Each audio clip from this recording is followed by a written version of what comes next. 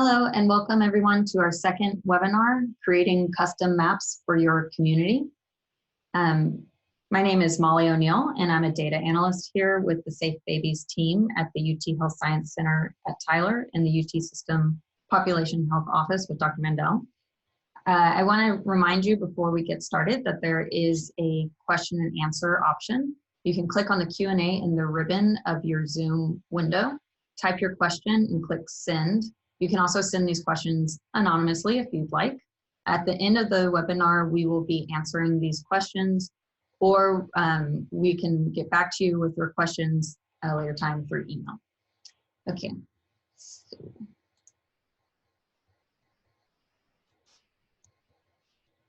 All right, so in my job here at Safe Babies, I focus on data visualization to support our spatial analysis projects, like making the predictive risk maps you saw last week and the maps you will see today. Today, we're going to be discussing the maltreatment risk mapping process and the application of the more detailed drill down maps that are available and how you can create custom maps for your own communities. Using these maps is a multi-step process, and to ensure their effectiveness, we will be going over how to explore and get to know your community maltreatment risk data. Hopefully by the end of today's session, you will feel comfortable enough using these maps to start exploring your own community data. We will also be going over interpreting and making sense of your community profile results so that you can hone in on the appropriate ways in which you can use these maps for your community and start to understand and process the complex relationships within your communities. And we'll also discuss the ways in which you can share and communicate your findings clearly and effectively so that they may be useful to you and your community.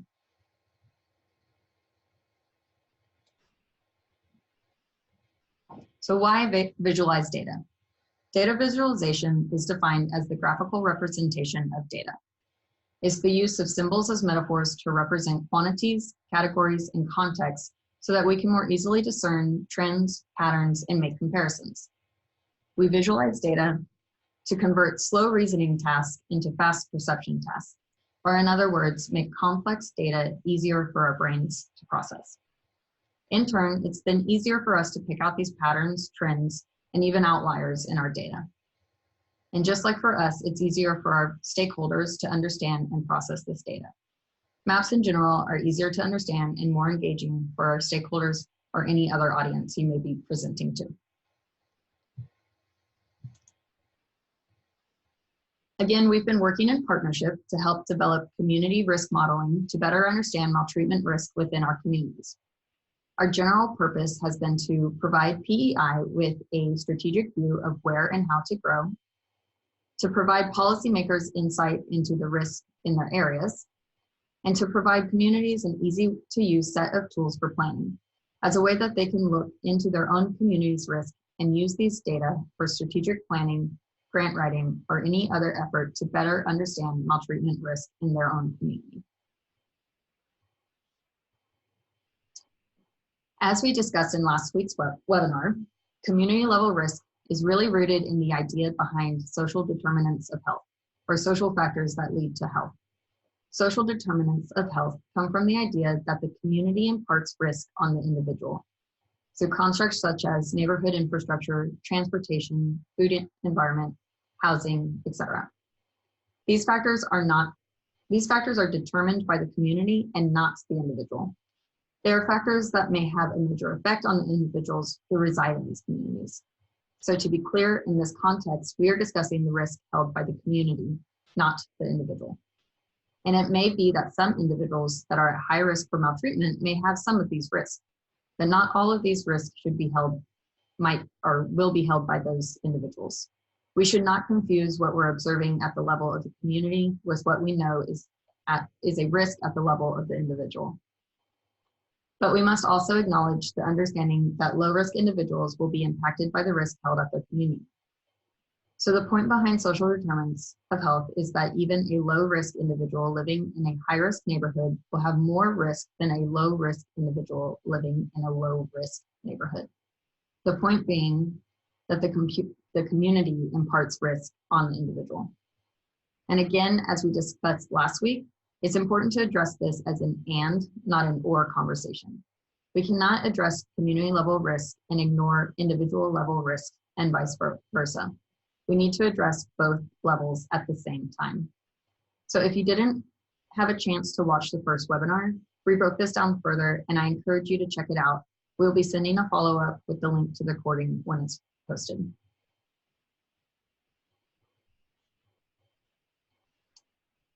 So here's a review of the risk factors that we discussed last week. Remember, these maps show maltreatment risk. They do not show the rate of maltreatment. The reason is because this is an issue of prevention. So we want to discuss the community risks that lead to a higher maltreatment concentration within the community. So that is why we're mapping the risk, not the rate. Maltreatment risk is the aggregated weighted risk in the community, meaning we brought together a bunch of factors, added them up, and this is what we see as the important risk in the communities. It's important for planning and interpretation to understand the factors that contribute to maltreatment risk. In developing the risk model, a hybrid theory and data-driven approach was used. To select independent variables, there is currently no agreement on which metrics should be used, but there is an understanding of the construct that we should use. So we require that these metrics used in the model had to be tractable over time and had to have a stable statistical relationship with maltreatment risk while being relatively independent of each other. We also required that the model needed to provide the state and the communities with information on the types of risk that they could impact. We used this theory to select a wide variety of metrics that represented these constructs, then used a data-driven approach to determine the final metrics in the model. These constructs were related to economic prosperity and poverty, family composition, housing availability, affordability, education utilization and attainment, crime, safety, maternal health, healthcare utilization, and social program utilization. These constructs resulted in 84 metrics that were then chosen and then vetted through the state agency partners and other researchers. In our initial variable selection, we drew from 4 different sources: the American Community Survey 5-year estimates, hospital inpatient and outpatient data from DSHS, and vital statistic birth and death records. We used a data-driven approach to determine which measures from the ACS had the highest potential as indicators of child maltreatment within Texas. A correlation-based decision tree was used to determine which variables within a given socioeconomic category was most related to child maltreatment rates. Correlations with other socioeconomic variables and overall maltreatment rates were used to determine the initial indicators list. And this step left 39 variables that were then included in an exploratory factor analysis. Additionally, this analysis approach, first utilizing the OLS regression, we followed it with a spatial correction to these models using a spatial error approach. So ultimately, the final models included 5 individual metrics and the factors from the EFA. These listed here are the resulting risk factors that were included in all of our modeling. The factors in italics are aggregated factors from the EFA, discussed in more detail last week, and the others, non-italicized, are individual variables. For example, the rates of infant mortality and school enrollment, these are actual measurable variables. The bolded factors are the most important factors that we saw across all age group models.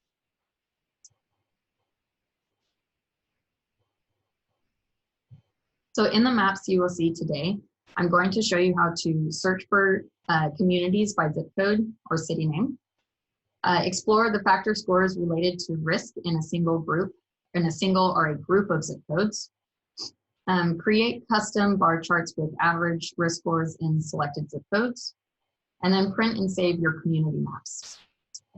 Last week we discussed the risk factors and the story map.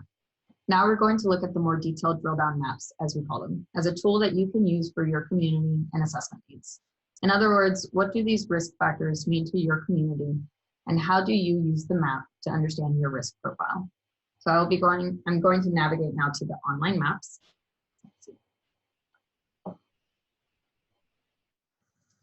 Okay, so here we have our project page, and we see the links in the story map that we showed last week. The story map explains these risk factors in more detail. and shows the maltreatment risk maps by age. Underneath, you'll see another link, and within the text of the story map, you can find a direct link to the more detailed maps. I have them open here. And on this first tab, let's see. So these are going to give you more information and allow you to make more dramatic comparisons between your zip codes. On this first tab, there are some basic instructions on how to print, save, and chart in the maps, along with some short how-to visuals. And along the top, we have 5 more tabs for the age-specific maps. We have infant, 1 to 4-year-olds, 5 to 9, 10 to 14, and 15 to 17-year-olds. These maps are organized by their specific age groups because it is clear that the maltreatment risk in the risk profile for a single community may not be the same for all age groups in that community. Therefore, age groups are shown separately. You need to first identify the age group you are interested in targeting your resources towards. Depending on your program focus, you can go and look into each of these specific maps and identify your risk group. We'll be using the infant map in our demo today. So here we're going to review looking at a single zip code and also comparing zip code to zip code in these detailed maps. We will also be combining zip codes into an aggregate profile. In order to do this, it's important that you understand where your communities are or where your catchment area is defined. Profiles can be incredibly different across the broader community. If you look across the state of Texas, you'll see that whether Austin or Dallas or El Paso, these profiles fluctuate over the geographic area. All of our metrics were aggregated to the level of the zip code, or the zip code tabulation area for the ACS data, which was our unit of analysis. Zip code was chosen for this modeling for a practical reason. Community organizations understand and recognize their zip code catchment areas, because one of the major goals of this project was to give communities information that they could use for program planning. We felt using an understandable unit of analysis was more important than modeling precision that would be gained by the census tract. So if I zoom in and click on a zip code,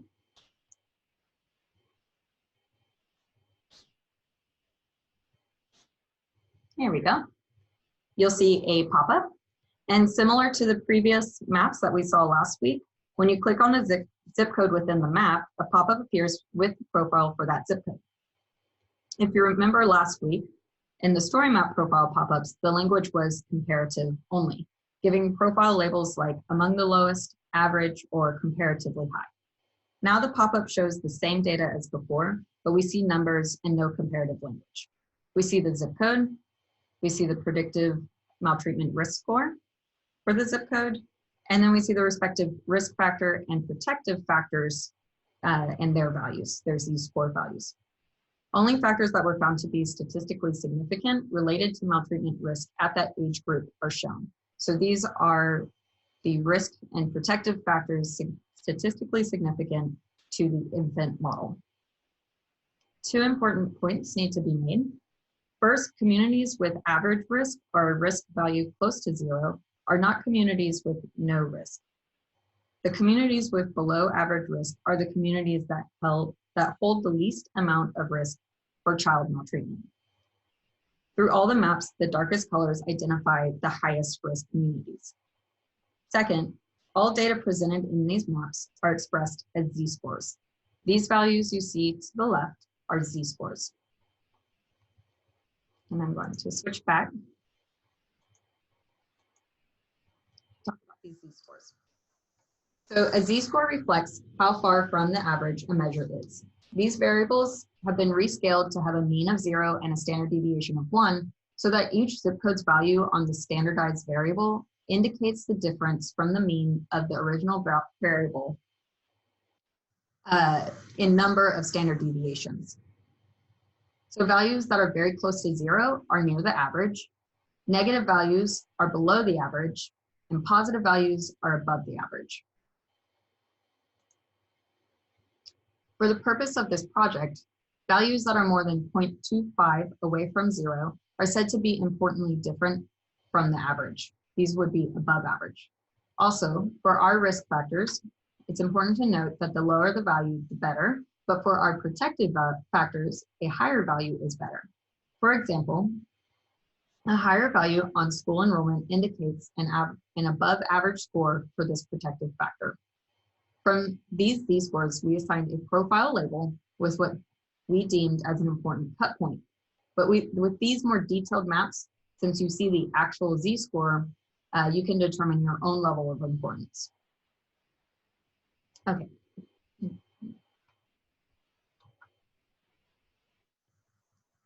All right, so before moving on, I want to point out some of the basic features. In the top left corner of the map view, we have a few buttons. From here in this corner, you can zoom in, you can zoom out. You can also return to the home view if you get lost. Sometimes I get too far in and I gotta go all the way out. You can X out of the pop-ups if they're in your way. In the opposite corner, you'll see a search bar. You can search by zip code if you know it. So today we're going to look at 76705. This is in Waco, Texas. And you'll notice that you will have to click the zip code for the pop-up to appear. The search result is the first pop-up. So when I click into the zip code, I see the Z-score factors now. You can also search by city or county name. So if I typed in Waco, this search bar will start to fill your destination. I suggest choosing from this list when you see it in the pop-up so that you don't end up outside of Texas. And again, you see the search result pop-up, it's in the center of Waco. So let's look at 76705. So these numbers will tell you the actual Z-scores, but remember the Z-score only tells you how that zip code is doing compared to the average. And these Z-scores can then help you decide which zip codes need that little push versus zip codes that need more intensive resources. For example, we talked about communities with maltreatment risk scores of greater than 1 are communities that typically have had intense CPS involvement and rank high on almost every single risk profile. So you can, from here, actually understand and obtain the number zip code. So let's look at some of the features and what we can do with this. The left side panel is a tool to create a chart of factor scores related to the risk in a zip code. If you click on the task item in the panel, you'll then select Use Spatial Filter to Limit Features. And under here, you want to make sure that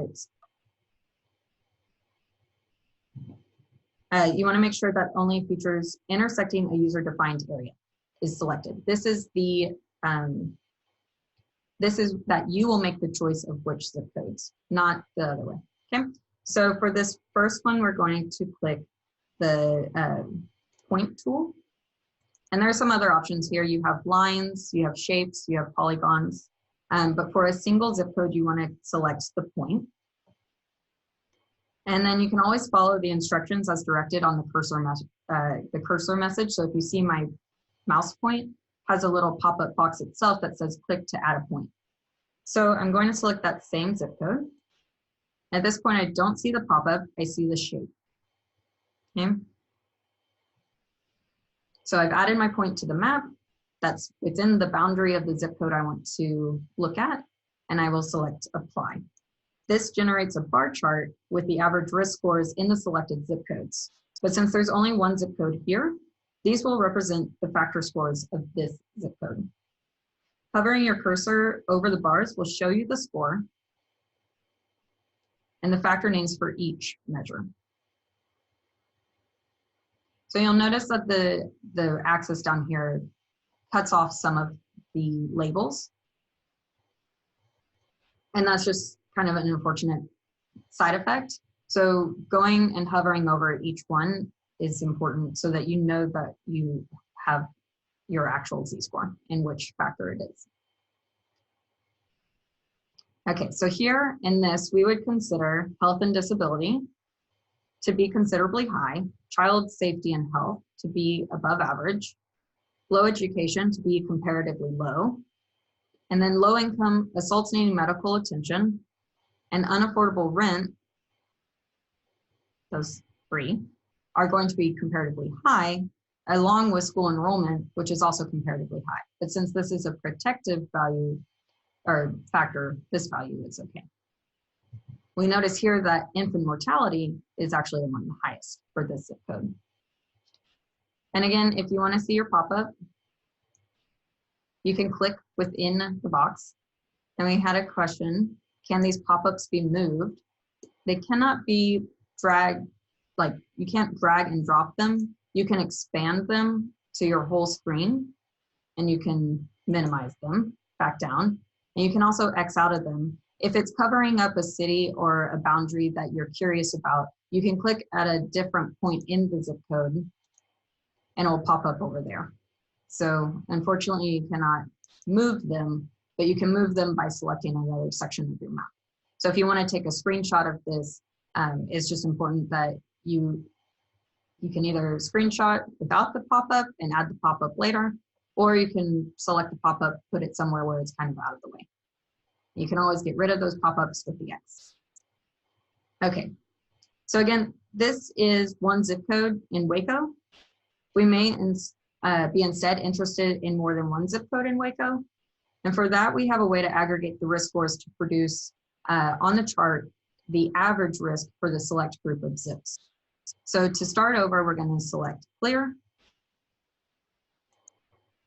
This takes us all the way back to the beginning. And then to select more than one zip code, I'm going to again click on the task, check the box, only features intersecting a user-defined area. And then for this example, I'm going to select this polyline. And if you hover over the shape, it'll tell you what it is. So if I select the polyline, and then again, I can follow the directions on my mouse. So it says click to start drawing. I'll select my first. And click to continue drawing. So I could think, well, I'm gonna get the one next to it. And now this, what's cool about this line is like, I don't have to keep going in a straight line. I can curve down and pick up this zip code. And if I'm satisfied with that, I'll double click to complete. Yeah. Well, let's try that again. Let's see.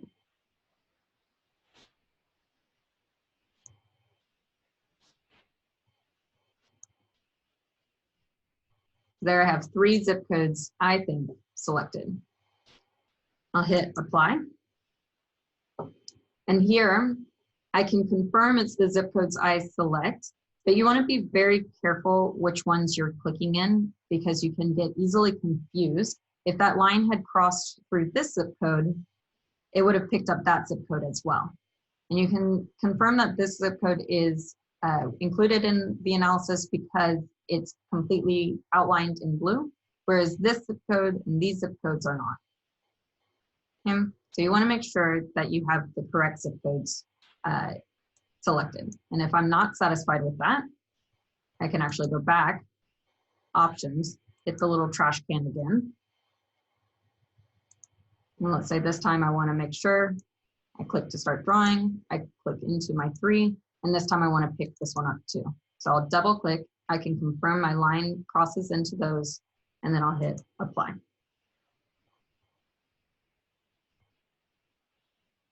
All right, so here again, we have our bar chart, and now these are average risk scores in the selected zip codes.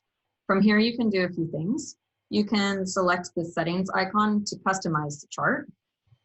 So you can select a new color.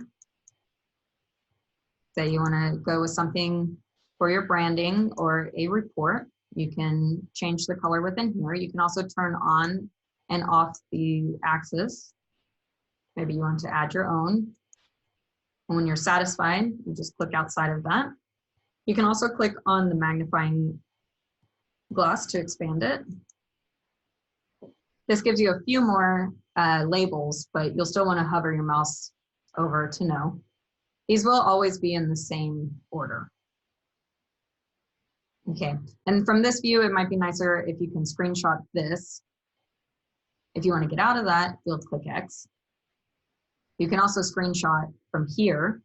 And I'm telling you to screenshot because unfortunately we don't have a way to print this and only this out from the chart. Our best solution right now is either grabbing a screenshot or you can actually right click with your mouse and save the image as, and you can save it as a JPEG or a PNG. So our best solution right now is right-click, save image, or you can use your snippet tool to screenshot.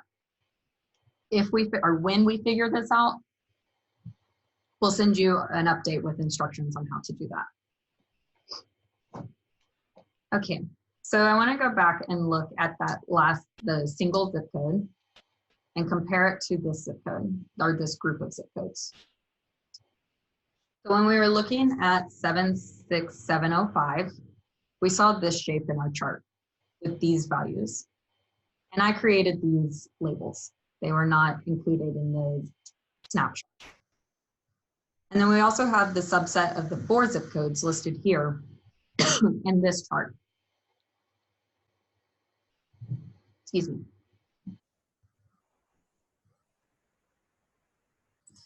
Okay, sorry about that. So back to this, in the single zip code of 76705, we saw that this risk profile had an infant mortality of among the highest.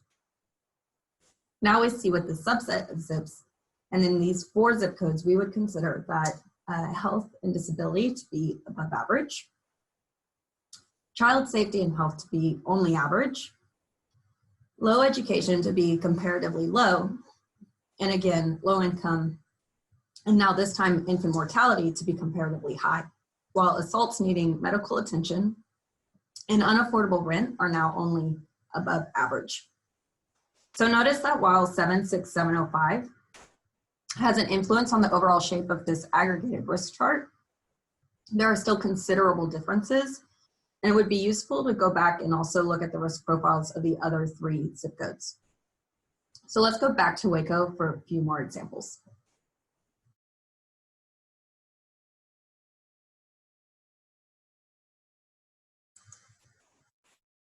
So here we'll select clear to get back to the beginning.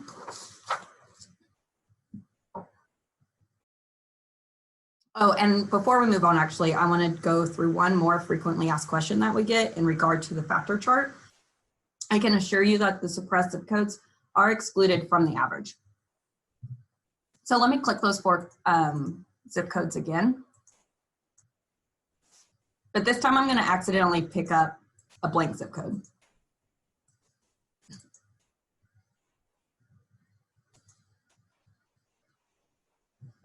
You can see that we have the same values, same shape of the chart. It had no effect. In fact, I picked up 2 blank zip codes here. So you don't need to worry about drawing elaborate shapes. If a city has a blank zip code right in the middle, it may be because there's a university or an airport and the suppression rules kicked in. You don't have to draw a donut around the city. You can just include it with your selection. And a note about that and the geography of Texas.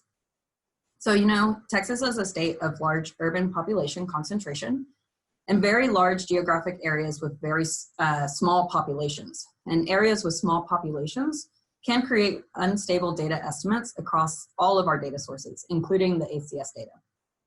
So therefore, we suppress data at 2 levels. At the zip code, we said we had to have a child population, 0 to 17, greater than 1,700 children for it to be included.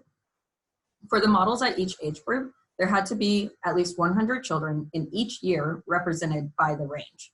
So for example, there had to be 100 infants for the zip code to be included in an infant model, whereas in the 1 to 4-year-old range with 4 years of data, we had to have 400 children in that zip code. These suppression rules led to 864 zip codes being included in the analyses in a range of 806 to 829 zips included in models at each age range, excuse me. Okay, so for this next example, I'm going to show you how to print and save your maps. I'm going to clear out of here. And this time, let's focus on the entire city of Waco. Perhaps we want to grab all of the zip codes that intersect the city lines and within the city lines. So again, I select my tools. This time I'm going to use my favorite, which is the freehand polygon. I'll just draw a circle. I'm not on the right tool. This tool is the little splat.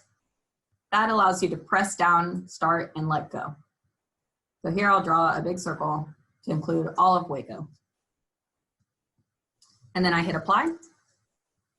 Now I'm not familiar with Waco city limits, but to me this looks a little too big. I'm going way out into the county. So I can redraw that a little tighter. Just go back, select the tool, and draw a little smaller circle.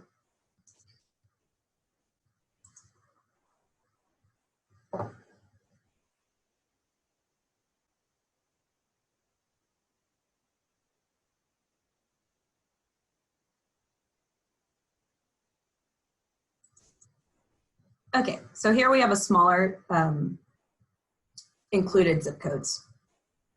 To print or to save the map itself, you click the printer icon in the top left corner. It'll take a minute.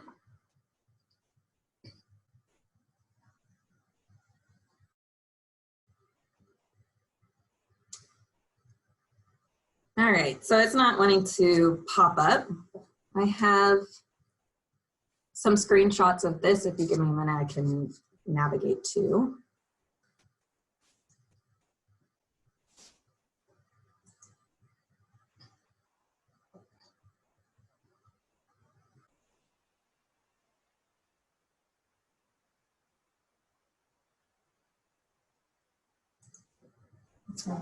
Just when you give up, it works. So the default is map only. This layout will produce an image the way the map is currently displayed on your screen. You can change the format. The default is PDF, which might be appropriate for some of your reports. If you're going to embed this on a website or even a report, we suggest you use the PNG 32. It'll give you a better resolution and a tighter file. To produce the image, you'll then click print. This is not sending to your printer, it'll just create an image. And it will take a minute.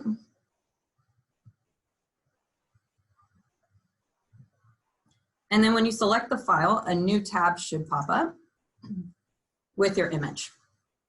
So then you can save this image to a folder, or you can print it using your web browser's options. You can even right-click it and copy the image and then paste straight into your Word document or your PowerPoint or whatever.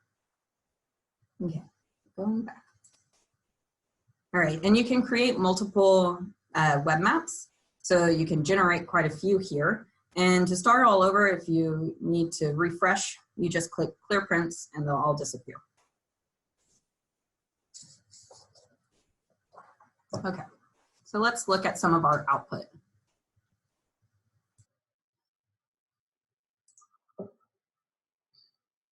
Here is the chart that I just made with the Waco zip codes.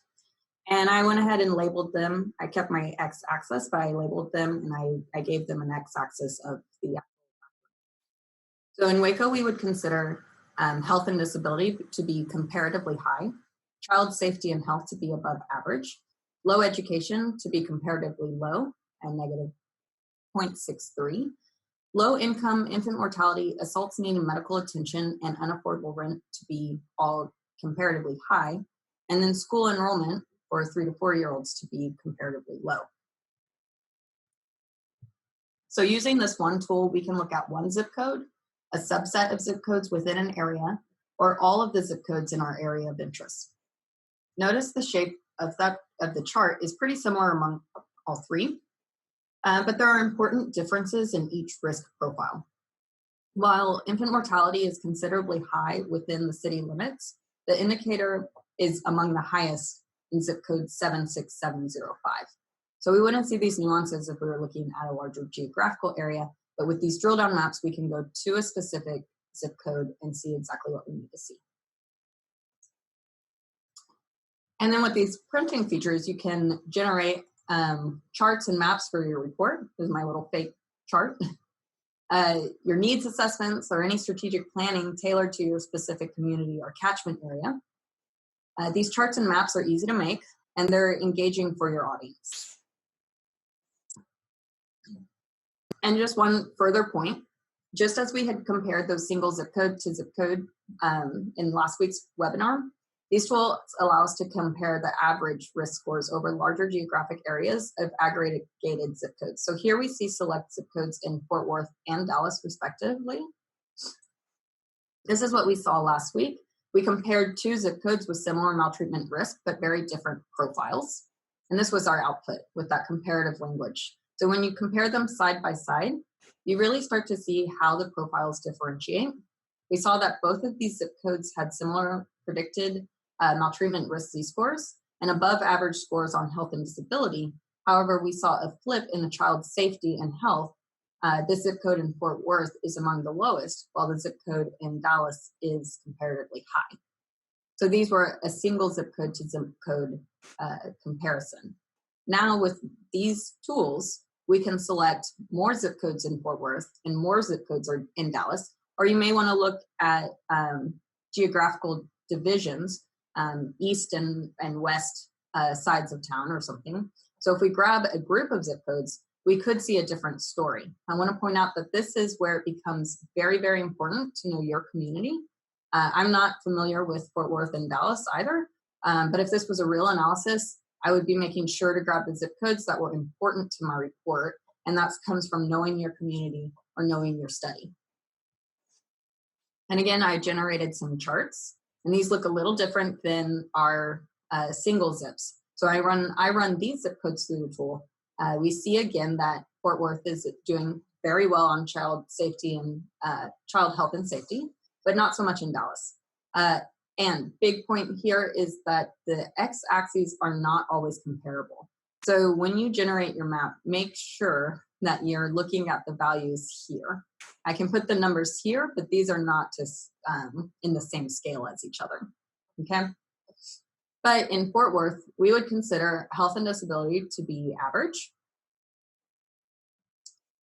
child safety and health to be among the lowest, low education to be comparatively high, and then again, average for low income, infant mortality to be comparatively high, assaults needing medical attention to be among the highest. It crosses that one boundary. And an unaffordable rent to be comparatively high, while school enrollment for 3 to 4-year-olds is average. In Dallas, we would consider health and disability to be average, child safety and health to be above average, low education to be comparatively low, and low income to be among the lowest, sorry. Okay, so again, that we see that Fort Worth is doing very well on child health and safety, whereas in Dallas, among these zip codes, child health and safety is considered still just average. And while you might want to squint your eyes and think these two charts look the same, looking at the individual risk and protective factors, you can see considerable differences. So these two profiles of these two cities starts to paint the picture of what this greater area may need in terms of bringing in health resources. This can also help drive some of the decision points that can be made to help strategically plan to address these specific risk factors. Okay. So I hope that was a general rundown of how to use our maps. I'm glad this is a webinar, so I wasn't coughing on you in person.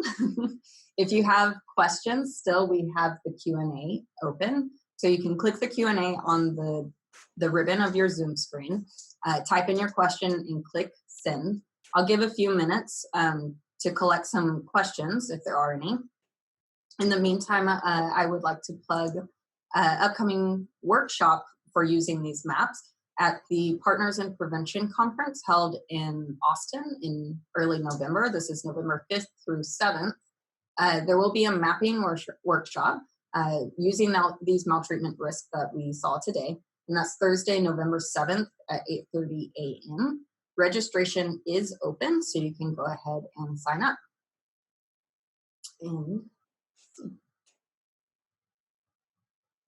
All right, and then also, if you do think of a question later on, or you need some technical assistance, please feel free to email us. These are our email addresses. We will get back to you with an answer.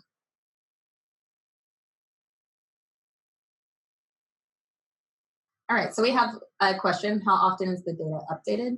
This data is static for now. It is 2016 data, except for birth records 2015. And does the website show the reference dates for the data? You won't see that reference in these drill down maps. There's not as much room, although that's a good idea. It is in the report and explained in our technical documents online.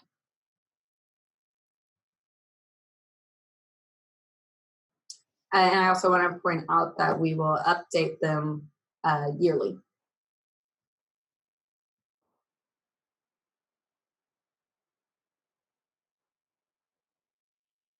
Okay, so we don't have any questions at this time, but I really encourage you to email us questions if you have any in the future. When you're getting into these maps, you might come across something, and we're more than happy to help. At this time, let's see, it's a little after 12:45, so I will give you 15 minutes back for your day. We want to thank everyone for showing up today and wish you a good week.